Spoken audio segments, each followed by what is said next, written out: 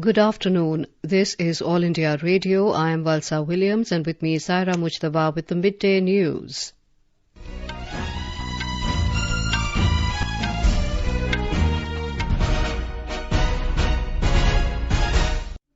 The headlines. Counting of votes for assembly elections in Uttar Pradesh, Uttarakhand, Punjab, Goa and Manipur to be taken up tomorrow. BJP is all set to sweep municipal polls in Assam. Parliament to resume normal schedule in second part of budget session beginning the 14th of this month. Prime Minister Narendra Modi to address the inaugural session of webinar titled Strategy for Implementation of Budget Announcements this evening. All Indian students safely evacuated from Ukrainian city of Sumy. Most Asian stock markets rebound today following Wall Street's decline while Chinese shares sank. Country's COVID vaccination coverage exceeds the 179 crore 33 lakh mark. Recovery rate improves to 98.69%. India to resume regular international flights from the 27th of March. Indian shuttlers PV Sindhu, Kidambi Shrikant, Saina Nehwal and Lakshya Sen storm into second round of German Open badminton in Berlin. And in ICC Women's World Cup, West Indies beat England by 7 runs at Dunedin today. India to take on hosts New Zealand at Hamilton tomorrow.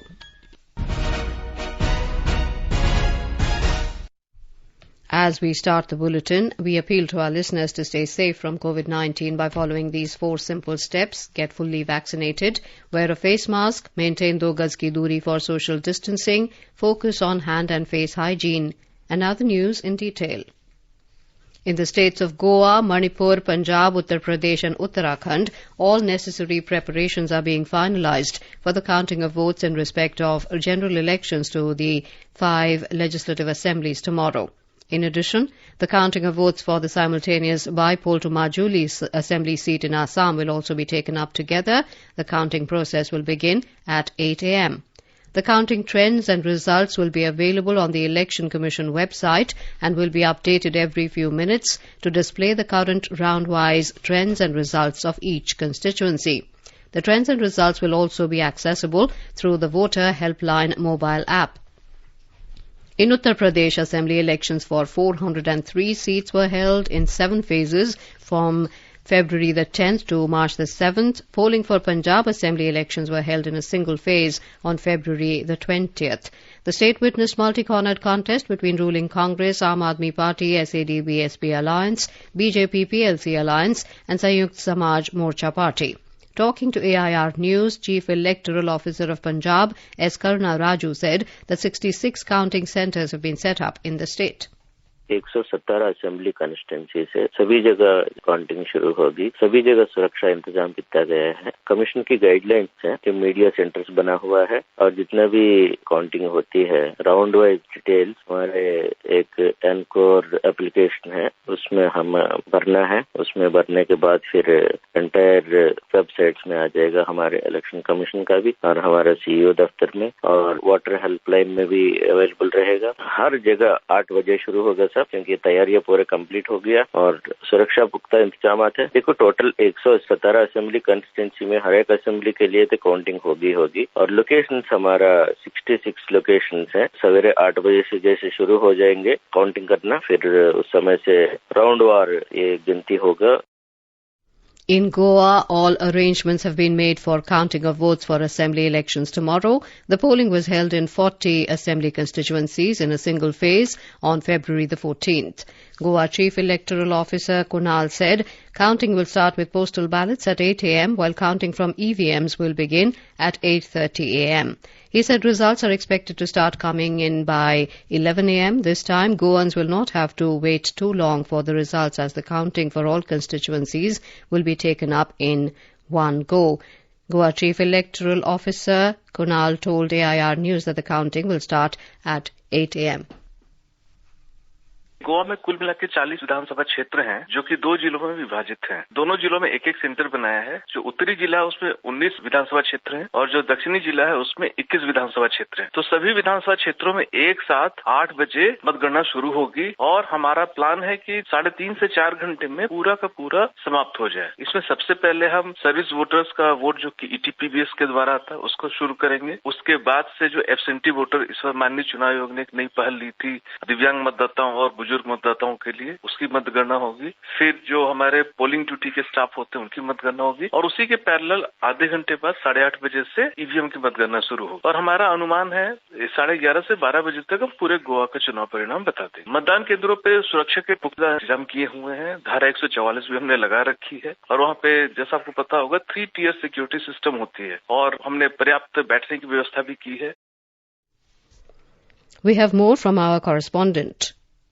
For the first time, BJP is contesting in all the 40 assembly seats, while Congress and Goa Forward Party are contesting in 40 seats. Trinamool Congress is contesting in Goa assembly elections for the first time. The TMC has made an alliance with Maharashtrawadi Gomantak Party and the alliance is contesting in 39 seats. Aam Aadmi Party is also contesting in 39 seats, while NCP and Shiv Sena alliance is fighting in 23 seats. The newly formed Revolutionary Goans Party has fielded candidates in 38 constituencies. Krishna Kumar Lal, AIR News, Panji, Goa. In Manipur, all arrangements have been made for tomorrow's counting, which will start at 8 a.m. The main contest in the state is between ruling BJP and Congress. We spoke to Chief Electoral Officer of Manipur, Rajesh Agarwal, about the counting. सभी उम्मीदवार अपने counting agent को नियुक्त करेंगे, जो कि हर table पे उनके काउंटिंग एजेंट रहेंगे, जो कि काउंटिंग को देख पाएंगे। उम्मीदवार और उनके इलेक्शन एजेंट काउंटिंग प्रीमिसेस में आ सकते हैं। जो भी उम्मीदवार सिलेक्ट होता है वो अपने 2 रिप्रेजेंटेटिव के साथ आकर रिटर्निंग सर्टिफिकेट ले सकता है। विक्ट्री प्रोसेशन पे अभी कोविड के कारण इलेक्शन कमीशन ने बैन रखा है और मेरा अनुरोध होगा सभी उम्मीदवारों से, पॉलिटिकल पार्टी से, कि विक्ट्री प्रोसेशन को न निकालें। In Uttarakhand, counting of votes for all 70 assembly seats will start from 8 a.m. tomorrow. The Election Commission has completed all the preparations for the counting of votes. Security arrangements have also been made, in which the local police will be deployed in the outer and central areas, while armed personnel of the Central Police Force will be deployed in the inner circle. The Election Commission has banned all victory processions on or after the day of counting of votes for assembly polls in these states. Not more than 2 people will be allowed to accompany the winning candidates to receive the certificate of election from the concerned returning officer. News Services Division of All India Radio has made elaborate arrangements for providing authentic and latest results of assembly elections from 5 states tomorrow. AIR will broadcast special bulletins and special programs on the election results. The programs will be broadcast on AIR FM Gold at 100.1 MHz and other channels. It will also be available live on our YouTube channel, News on AIR Official. AIR correspondents from all the 5 states will provide latest live updates of counting of votes. Experts in studios will give comprehensive and in-depth analysis of the results. Apart from the special election bulletins, in-depth live discussions will be broadcast from 7:20 p.m. to 8 p.m. An exclusive radio bridge program with experts from 5 states shall be aired from 9:15 p.m. to 10 p.m. Similarly, regional news units of AIR throughout the country will mount special programs and news bulletins in regional languages of their respective states.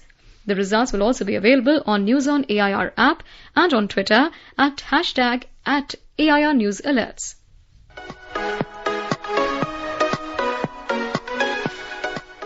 Janadesh 2022. Results of assembly elections in Goa, Manipur, Punjab, Uttar Pradesh and Uttarakhand, along with by-election for Majuli assembly seat in Assam. On Thursday, 10th of March 2022. Stay tuned for result updates every hour from 8 a.m. onwards. Special bilingual discussion and analysis program from 7:20 p.m. to 8 p.m. Special radio bridge program connecting pole-bound states between 9:15 p.m. to 10 p.m. Tune into FM Gold, Rajdhani Channel and the national network of All India Radio.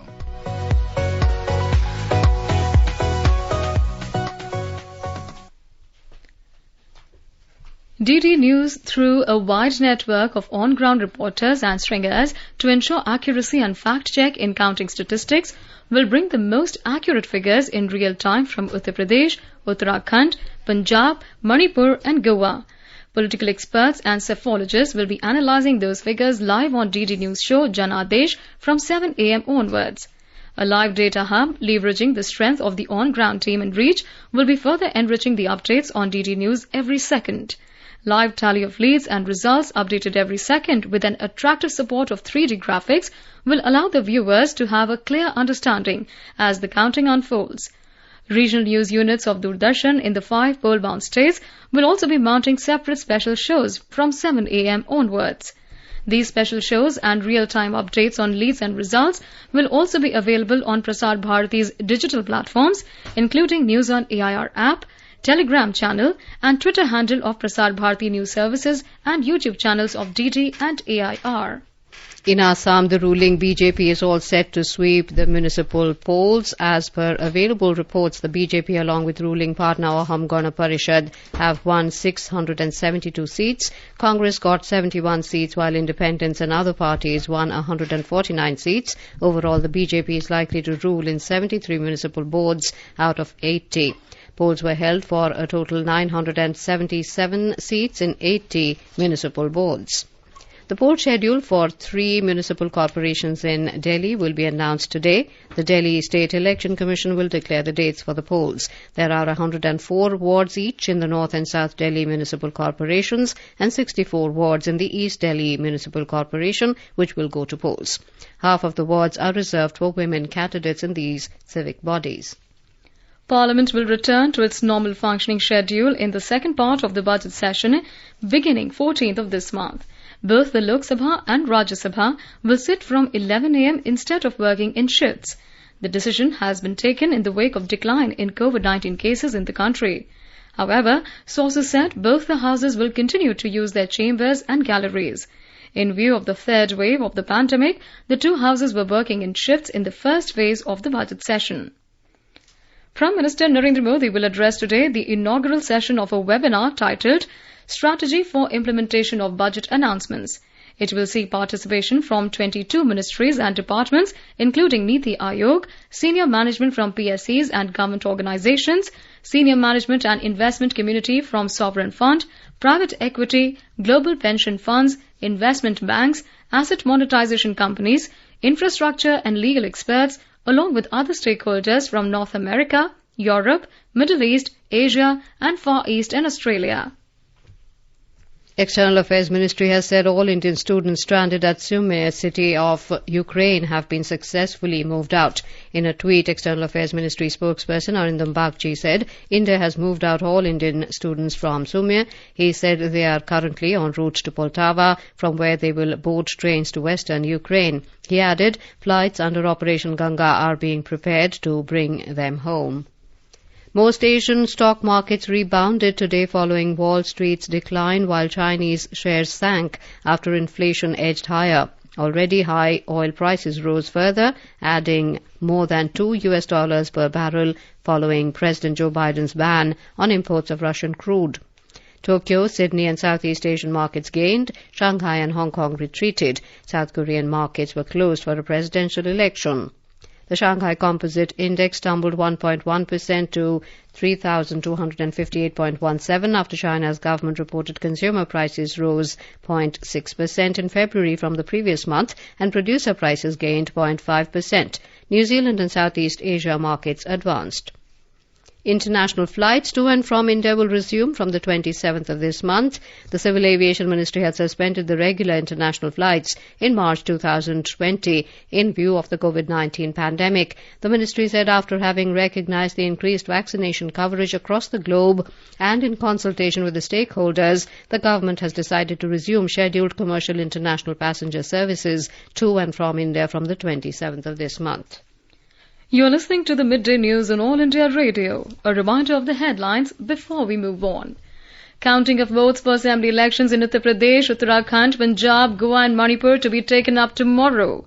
BJP is all set to sweep municipal polls in Assam. Parliament to resume normal schedule in second part of budget session beginning 14th of this month. Prime Minister Narendra Modi to address the inaugural session of webinar titled Strategy for Implementation of Budget Announcements this evening. All Indian students safely evacuated from Ukraine city of Sumy. Most Asian stock markets rebound today following Wall Street's decline while Chinese shares sank. Country's COVID vaccination coverage exceeds the 179 crore 33 lakh mark. Recovery rate improves to 98.69%. India to resume regular international flights from the 27th of March. Indian shuttlers PV Sindhu, Kidambi Shrikant, Saina Nehwal and Lakshya Sen storm into second round of German Open Badminton in Berlin. And in ICC Women's World Cup, West Indies beat England by 7 runs at Dunedin today. India to take on host New Zealand at Hamilton tomorrow. For quick news updates around the clock, follow us on our Twitter handle @AIR News Alerts. चलो मिलकर एक शुरुआत करें, चलो एक फैसला आज Can we talk or no? Mask नहीं तो टोकेंगे, कोरोना को रोकेंगे, चलो एक इरादा करते हैं, चलो कुछ वादा करते हैं, मास्क नहीं तो टोकेंगे, कोरोना को रोकेंगे. Welcome back to the Midday News. The Union Cabinet has approved the establishment of the WHO Global Centre for Traditional Medicine in Jamnagar, Gujarat. It will be the first and only global outposted centre for traditional medicine across the globe. It will be established under the Ministry of Ayush. It will ensure quality, safety and efficacy, accessibility and rational use of traditional medicine and work to develop norms, standards and guidelines in relevant technical areas, tools and methodologies for collecting data, undertaking analytics and assess impact. The Union Cabinet today approved the setting up of National Land Monetization Corporation (NLMC) for undertaking surplus land monetization. It will be a wholly owned government company with an initial authorized share capital of 5,000 crore rupees and paid up share capital of 150 crore rupees. The NLMC will undertake monetization of surplus land and building assets of central public sector enterprises, CPSEs and other government agencies. With monetization of non-core assets, the government will be able to generate substantial revenues by monetizing unused and underused assets. National Investigation Agency NIA is carrying out raids at multiple locations in Kashmir Valley, officials said today. NIA sleuths with the assistance of police and CRPF is carrying out raids in Baramulla district's Patan and Uskara areas, Pingalana area of Pulwama and some areas of Shopian. It could not be immediately ascertained in which cases these raids are being carried out. Last month, NIA had carried out raids at several places in connection with 2 cases, one related to recovery of IEDs from Bhatindi area of Jammu in June last year, and another regarding radicalizing, motivating and recruiting youth of J&K by elite. India's COVID vaccination coverage has exceeded the 179 crore 33 lakh mark so far. More than 18,69,000 vaccine doses were administered in the last 24 hours. India's recovery rate now stands at 98.69%. 4,575 new cases were reported in the last 24 hours and the active caseload is presently 46,962. Over 180 crore 30 lakh vaccine doses have been provided to the states and union territories so far. The vaccines have been given through the central government free of cost channel and through direct state procurement category. The Health Ministry said over 15 crore 80 lakh balance and unutilized COVID vaccine doses are still available with the states and UTs. Niti Aayog's Atal Innovation Mission has said it has joined hands with camera firm Snap Inc., which owns social media platform Snapchat, to drive augmented reality skilling among the country's youth. Snap's camera plays a transformative role in how people experience the world around them. Over a 2-year time frame, Snap Inc. is expected to train over 12,000 teachers affiliated with the Atal Tinkering Labs on augmented reality, enabling the reach of the program to millions of students affiliated with ATL's network of schools. The 12th edition of the Bangalore India Nano Conference that kicked started yesterday, has virtual participation from over 10 countries including Israel, Japan and Germany, and is dwelling on subjects ranging from nanomedicine, nanophotonics, nanotextiles to hydrogen technology. The academia, industry experts, entrepreneurs and startups have come on one platform. There are 75 eminent speakers, 2,500 delegates and over 4,000 attendees participating in 25 sessions. For the first time, Nanotech Quiz and Nano for the Young is being introduced to sensitize young minds about futuristic nanotechnology. Around 650 students from 23 states and 5 union territories have registered for the quiz event. And now, let's listen to our special program, Azadi Ka Safar, highlighting the importance of the day during the freedom struggle. आजादी का Amrit Mahotsav.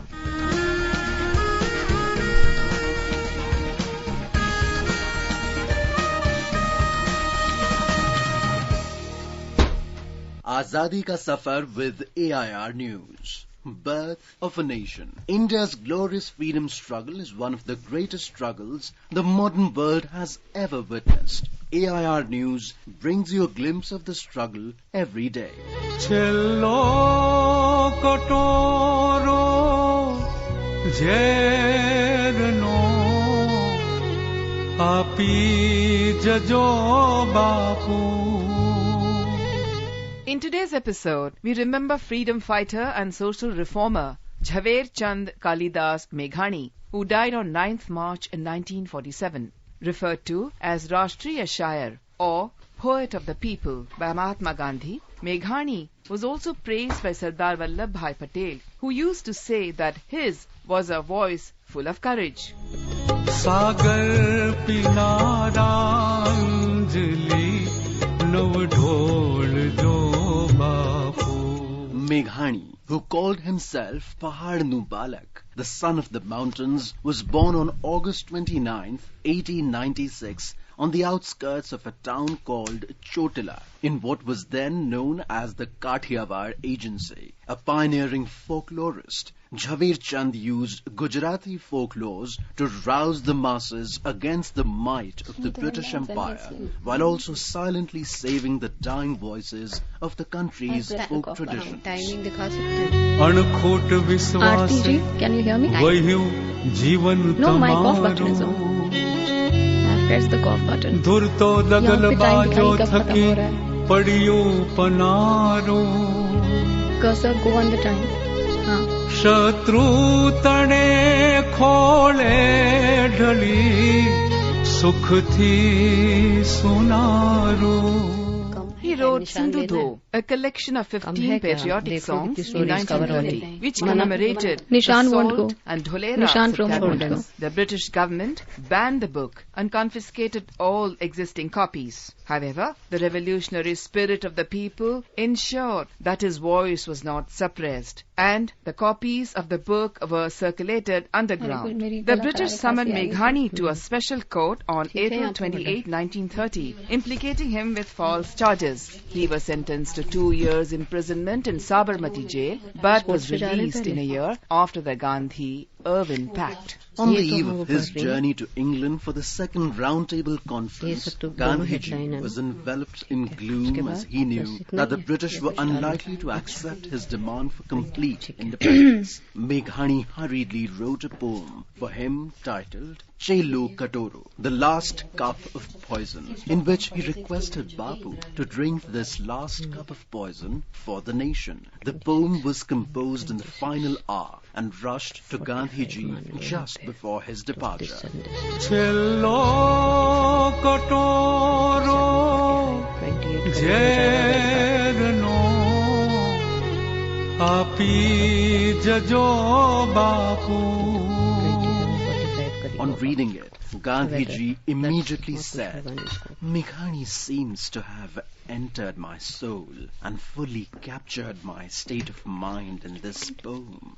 It was then that he spontaneously gave him the title of Rashtriya Shair. The revolutionary poet was constantly engaged with the freedom struggle. However, he was also increasingly perturbed by the rising communal violence across the country. And it was perhaps this distress that caused a heart attack to claim his life on March 9, 1947. All India Radio salutes the great nationalist. We also remember nationalist Bezbara Gopala Reddy, who died on the 9th of March 1997. Born in Buchireddy Palam village of Nellore district in 1907, Reddy gave up his school education to participate in the freedom struggle. Later, he completed his studies at the Shantiniketan University. It was during this time that he took a liking for Tagore's works and translated many of his books into Telugu. He came to be popularly known as Andhra Tagore. Reddy took part in non-cooperation movement, the Salt Satyagraha, and the Quit India movement. He was also imprisoned in Vellore and Tanjore jails in the early 30s. No, you're taking that. Reddy was elected to the composite Madras Assembly in February 1937 and held the important portfolios of local administration and finance. After independence, Reddy became the chief minister of Andhra in 1955 till Andhra Pradesh was formed in November 1956. Reddy became the information and broadcasting minister in the Central Cabinet from 1958 to 1963. He was also elected to Lok Sabha twice and served as the governor of Uttar Pradesh. We salute the great nationalist. That brings us to the end of this episode of Azadi Ka Safar with AIR News. See you in the next episode tomorrow.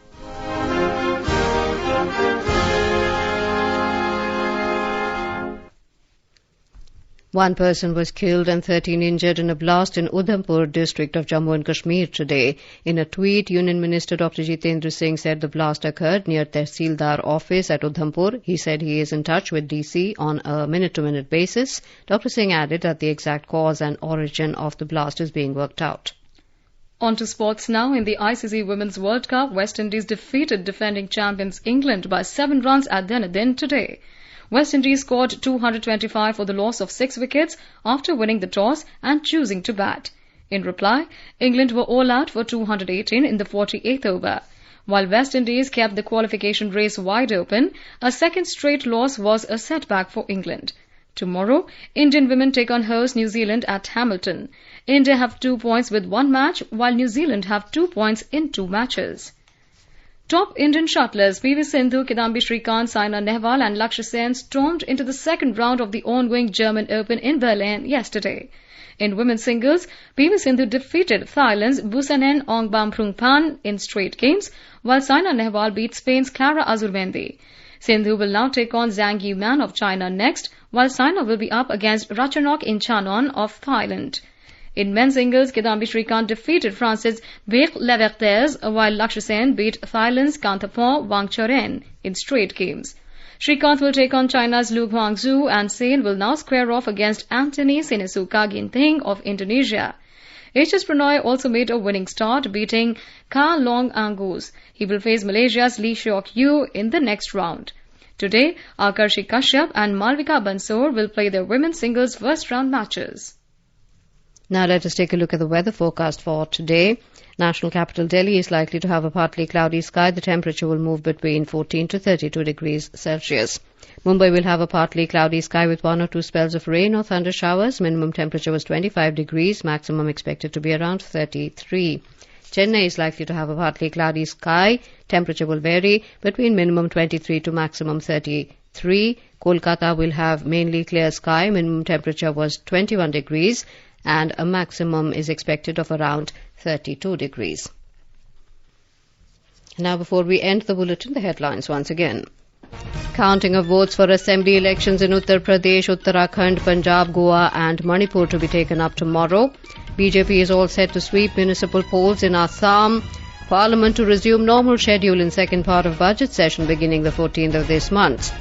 Prime Minister Narendra Modi to address the inaugural session of webinar titled Strategy for Implementation of Budget Announcements this evening. All Indian students safely evacuated from Ukrainian city of Sumy. Most Asian stock markets rebound today following Wall Street's decline, with Chinese shares sank. Country's COVID vaccination coverage exceeds 179 crore 33 lakh mark. Recovery rate improves to 98.69%. India to resume regular international flights from the 27th of March. Indian shuttlers PV Sindhu, Kidambi Shrikant, Saina Nehwal and Lakshya Sen storm into second round of German Open Badminton in Berlin. And in ICC Women's World Cup, West Indies beat England by 7 runs at Dunedin today. India to take on hosts New Zealand at Hamilton tomorrow. And with that we end the midday news.